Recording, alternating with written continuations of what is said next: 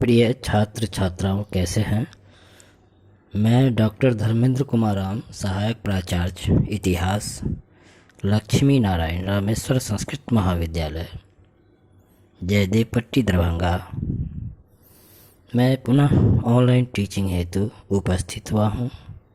आज मैं शास्त्री द्वितीय खंड के छात्र छात्राओं के लिए आधुनिक भारतीय इतिहास के अंतर्गत 1946 के कैबिनेट मिशन के संदर्भ में चर्चा करेंगे।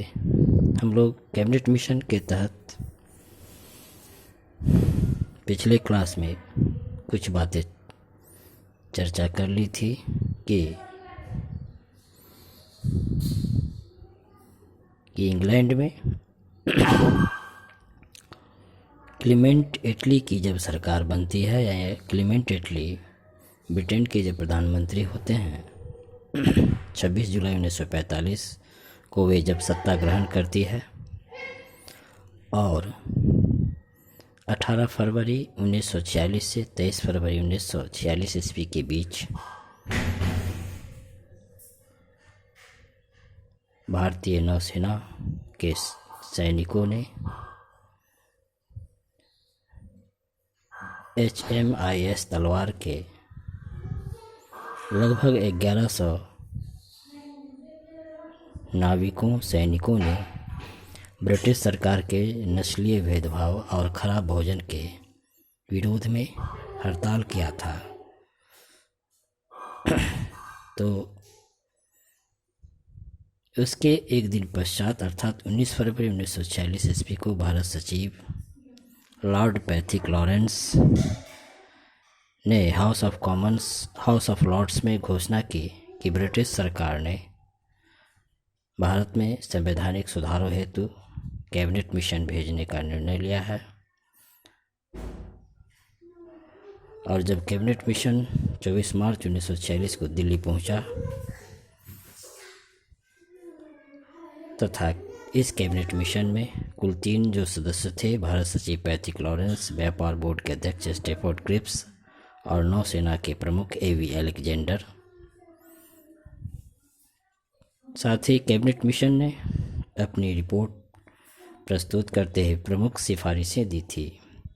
मोटे तौर पर हम लोग जानें कि कैबिनेट मिशन 1946 के तहत आज़ाद भारत का संविधान बना, संविधान सभा का गठन हुआ और जिसके आधार पर भारत का संविधान निर्माण होता है।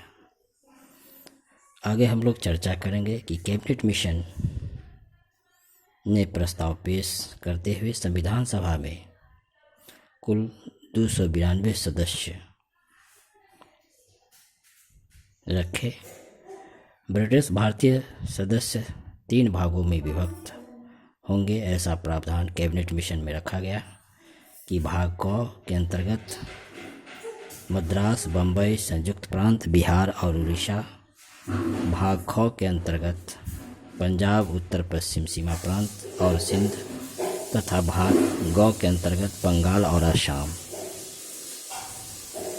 इस प्रकार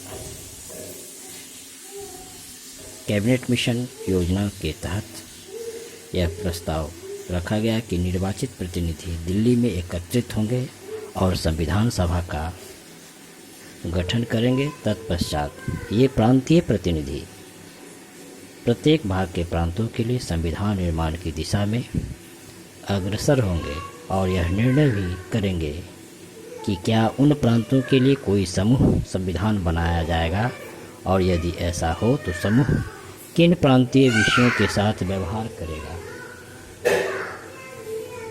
जब समूह संविधान का निर्माण हो जाएगा तब तीनों भागों के प्रतिनिधि और राज्यों के प्रतिनिधि संघ संविधान अर्थात भारत के संविधान का निर्माण करने के उद्देश्य से फिर से एक बार एकत्रित होंगे। कांग्रेस संविधान सभा से संबंधित प्रस्तावों पर सहमत हो गई, लेकिन उसने अंतरिम सरकार गठन करने संबंधी प्रस्ताव को अस्वीकार कर दिया। क्योंकि मुस्लिम लीग को उसमें उचित प्रतिनिधित्व नहीं दिया गया था।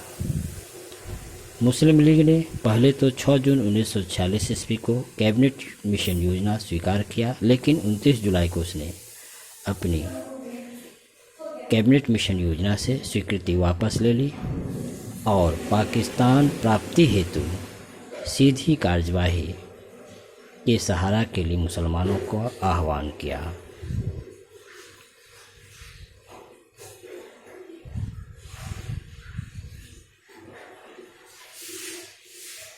संविधान सभा के चुनाव के आधार पर 9 दिसंबर 1946 ईस्वी को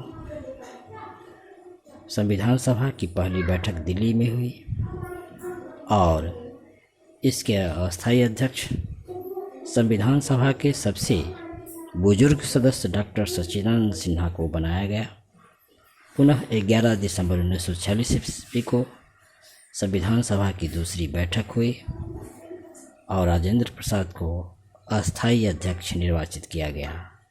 बाद में 29 अगस्त 1947 ईस्वी को संविधान सभा की प्रारूप समिति के अध्यक्ष डॉक्टर भीमराव अंबेडकर निर्वाचित हुए, जिसके कारण उन्हें संविधान शिल्पकार, संविधान के निर्माता भी कहा जाता है। तो बच्चों, आज हम लोग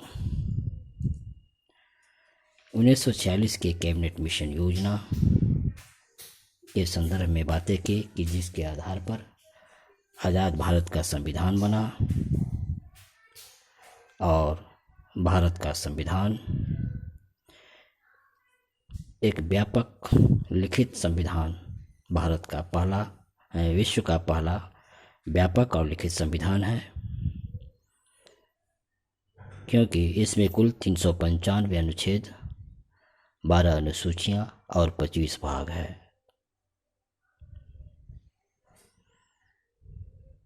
और भारतीय संविधान में कुल 2 वर्ष 11 माह 18 दिन लगे। निश्चित तौर पर भारत का संविधान एक व्यापक